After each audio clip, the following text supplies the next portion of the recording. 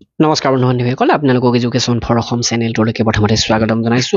আজি CM হিমন্ত বিশ্ব শৰ্মা ছাৰে Assam police, ADRE, TET এই সকলোবিলাকৰ একজেক্ট এক্সাম ডেটৰ ৰিজাল্ট ঘোষণা কৰিলে আৰু নেক্সট এক্সাম বিলাক কেতিয়া হ'ব তেনেকুৱাও কিছুমান ঘোষণা কৰিছে। তো এই ভিডিঅ'টো প্ৰথমতে আপোনালোকে লাইক কৰিব আৰু আপোনালোকৰ সকলো বন্ধু-বান্ধৱীলৈকে শ্বেয়াৰ কৰি দিব, কাৰণ মই গোটেইখিনি তথ্য আপোনালোকক কম সময়ত জনাম, কাৰণ মামাৰ যিটো ফেচবুক লাইভ যথেষ্ট দীঘলীয়া হয়, তো আপোনালোকে তাৰ পৰা চাই থকাত অসুবিধা হ'ব।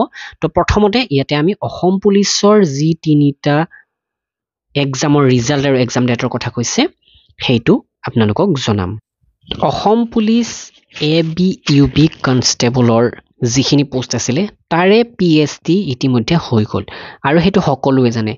ইয়াৰ ৰিজাল্টটো ঘোষণা কৰিব 12 মাৰ্চ তাৰিখে। তো 12 মাৰ্চ তাৰিখে ইয়াৰ PST ৰিজাল্ট ঘোষণা কৰিব আৰু লগে লগে যিসকলে কোৱালিফাই হ'ব নেক্সট ষ্টেজৰ বাবে তেওঁলোকে 17 তাৰিখে এডমিট ডাউনলোড কৰিব পাৰিব আৰু 23 মাৰ্চ তাৰিখে এই কনষ্টেবল পোষ্টখিনিৰ লিখিত পৰীক্ষা অনুষ্ঠিত হ'ব।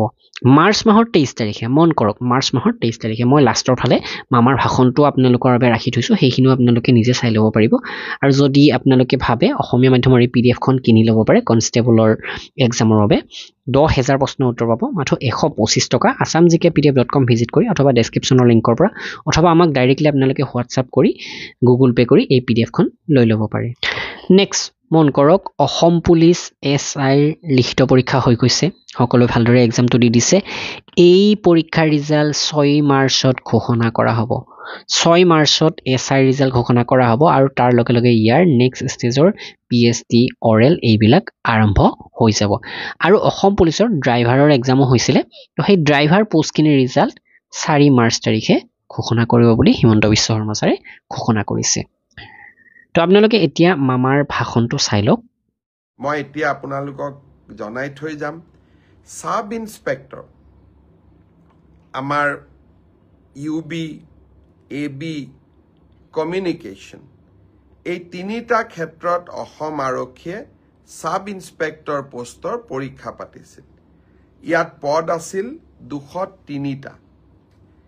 ইয়াৰে ইতিমধ্যে লিখিত পৰীক্ষা হৈ গ'ল আৰু এই লিখিত পৰীক্ষাত যিসকলে উত্তীৰ্ণ হ'ল, যিসকলে কাট অফ নম্বৰ পাবলৈ সক্ষম হ'ল, তেওঁলোকৰ তালিকা 6 মাৰ্চ তাৰিখে আৰক্ষী বিভাগে প্ৰকাশ কৰিব।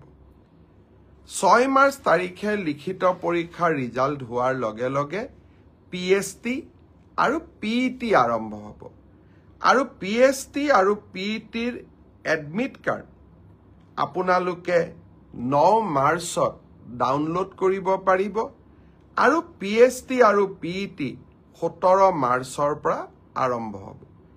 এয়া হ'ল অসম পুলিচৰ সাব ইন্সপেক্টৰ UB, AB আৰু কমিউনিকেশ্যন ইয়াৰ বাবে যি পৰীক্ষা হৈছিল। ইয়াৰ পিছত আমাৰ এটা ডাঙৰ পৰীক্ষা হৈছিল কনষ্টেবল,